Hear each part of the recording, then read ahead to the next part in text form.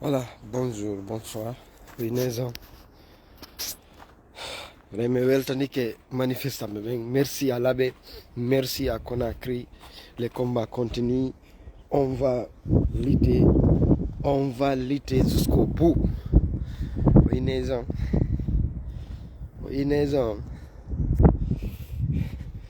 Voilà, Mamadi Doumbouya doit dégager là-bas. Mamadi Doumbouya doit dégager.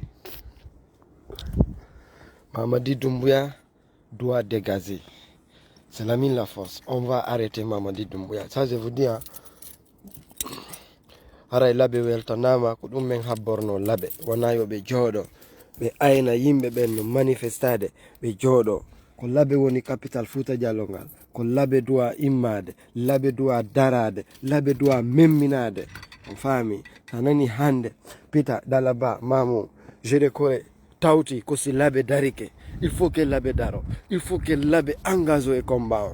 Il faut que les jeunesses de l'abbé doivent savoir, c'est la lutte, c'est le combat.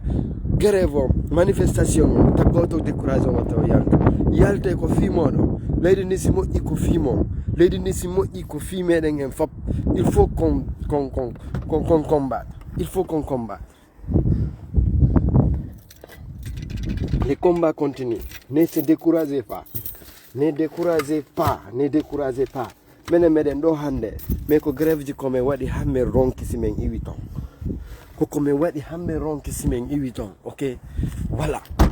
Min arta do men jodo men inna jama on ta yaltu parce que meden andi ko fewndi kaledi ton. O yine zon o yi.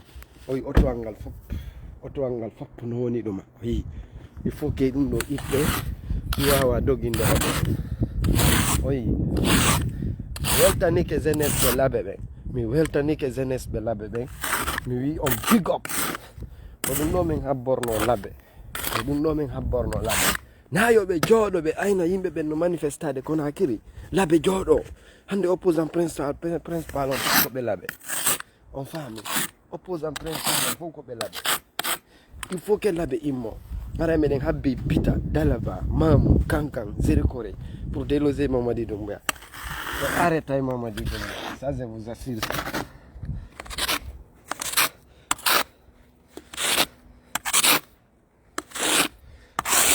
Je vous assure, Mamadi Doumbouya sera arrêté. Ça je vous assure ça. Il sera arrêté.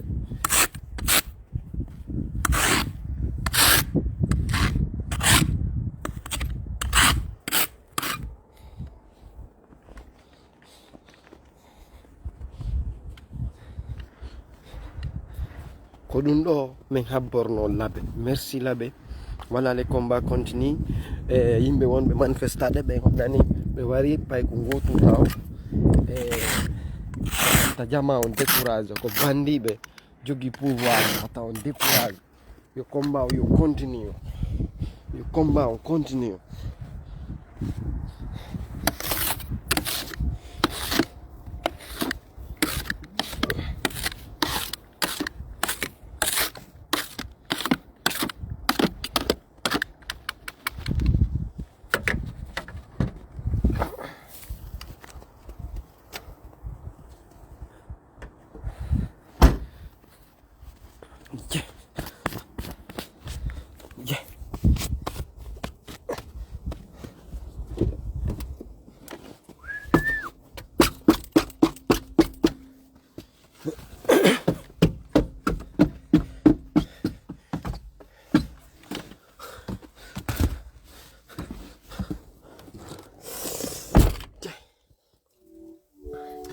Haray combat yo continue.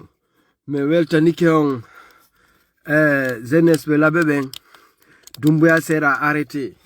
Terte yimbe ben be sikka ko Samakala. Doumbouya sera arrêté à Conakry. Voilà. Jeunesse labe on me de wi on big up. Jeunesse labe yaltu be me de wi on big up. Le combat continue. Hande meden do meden landade yo yaltu ko buri kon ko fiono be on be lagine parce que si leydi ndi moƴƴi joni moƴƴani en fof mais kono ɓurata parce que kono woni ton kono woni vekude ton on faami haray combat yo continue te goto décourage on fi o combat grève ji ɗi yo continue to goto décourage on il faut que ɓe bandi ɓe iwa ko narcotrafic kamɓe laami ton ko kamɓe ƴetti leydi ndin en otage ko kamɓe woni bonnude leydi ndin ko kamɓe woni wujjude mbuuɗi leydi ndin ko kamɓe woni détournement public ko voleur ɓe Ousmani Gawal Mamadi Doumbouya Mori Sanda qui Baouri, etc. C'est des voleurs. Les gens, il faut que on décourage le combat. Le combat continue. Merci à l'abbé. Voilà. L'abbé, il faut que, comme voilà, interview. Quelle fois do no de no wayi aduma o minot dawoti. Ango wono yenude do addide manduma o minot dama wala na lam bilam Mamadi Doumbouya. Wala na lam depuis Mamadi Doumbouya ari ko honnu ngewnu be wadi. Wala na lam wi'alan ko onno dum do be wadi sina wujjugol détourna bien public jidi nabira leydi ndin bawo ko dum Mamadi Doumbouya wadi. Les combats continuent. Le combat continue. Merci les jeunesse de la baie. Merci les jeunesse de l'Axe. Merci les jeunesse guinéens. Toujours, on décourage le combat. Confimo non. Plupart confimo. Qu'on a woni vivre de temps. Qu'on a woni temps. Oh my God.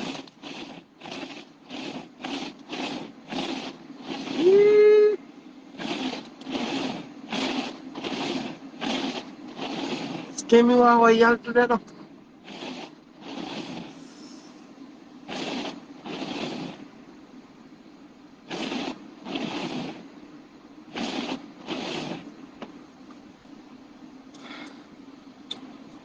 kala faalaɗo intervenude no wawi noddude no wawi arde mi ƴetta oti wola ko honɗum kadin kadi yii ko honɗum kanko kadi o ɗum manni par ce que min mi wi mi weltanike laabe mi weltanike laabe décision maɓɓe o mi weltanike laabe koɓe inni kon mi weltanike laabe koɓe tawti manifestation on kon hande ɗe reni ko woni feƴƴude kon ɗe reni ko wona waɗede kon ɗe reni yimɓe ko wona tampinede leydi ndin soke nangue kidnappé Aliou Ba o yi Aliou Ba ɓe nangimo ɗo ɓe kidnappimo foni ke men ngue woltake fi muɗum certains d'autres on faami haray le combat continue toujours ko fimo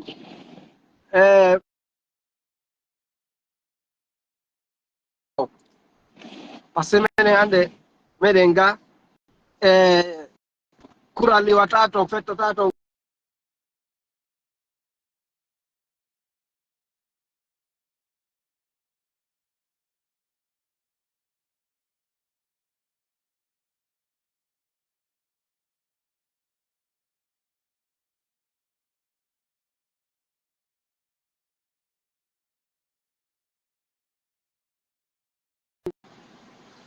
ko Allah tun andi combien de fois meɗen litude simen invita meɗen tombe ngari ga o faami weltanude sukaɓe laɓe ɓen voilà les combats continue wata on décourage o tama o continue manifestation on no andi ɗo noon Mamadi sera arrêté ça je vous assure ça Mamadi Doumbouya sera arrêté c'est un bandit faalaɗo noddude o yo addude man ɗon mi nodda ode to tino mari ko haala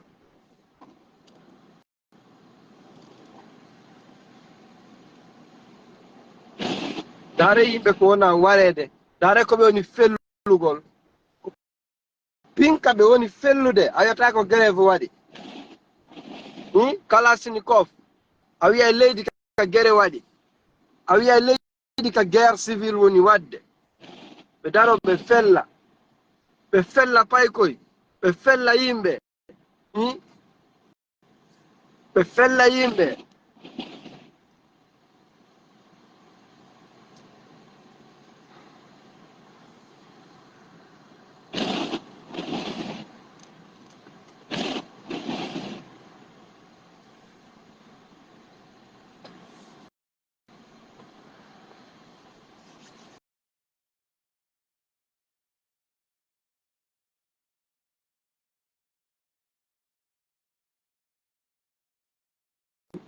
répondu ben force vivant haray koni yimɓe ɓen koyo immo daro kono daroɗe wo ko noon affaire je ɗi masirta par ce que ko bandiɓe laami en ɗo ko yimɓe ɓe anda noon hoore mon ɓe yiiɗa leydi ndin ɓe yiiɗa hoore maɓɓe ɓe wawata kadi gouvernugol ɓe ala expérience gouvernugol leydi ɓe ala on expérience ɓe raɗike ha opposant ɓe ɓe fop ɓe warde paykoykoy soñdia yimɓe yimɓe buyinayi ɗo pourquoi tu reviens pas combien de fois miɗo arrêtede ɗo 2 fois j'étais arrêté 2 fois à Conakry tout le monde sait ça oui?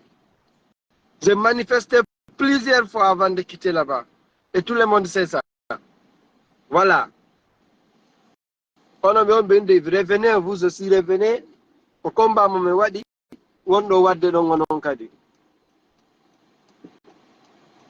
combat mo mi waɗi wonɗo wadde ɗon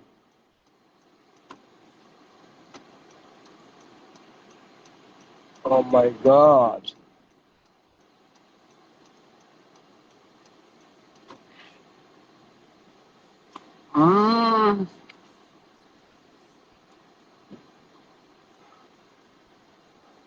da on décourage jeunesse ɓe ɓen encouragé yimɓe ɓen on ɓuura force vivant merde hakkil on ɓuura force vivant andude ko faala on ɓuura force vivant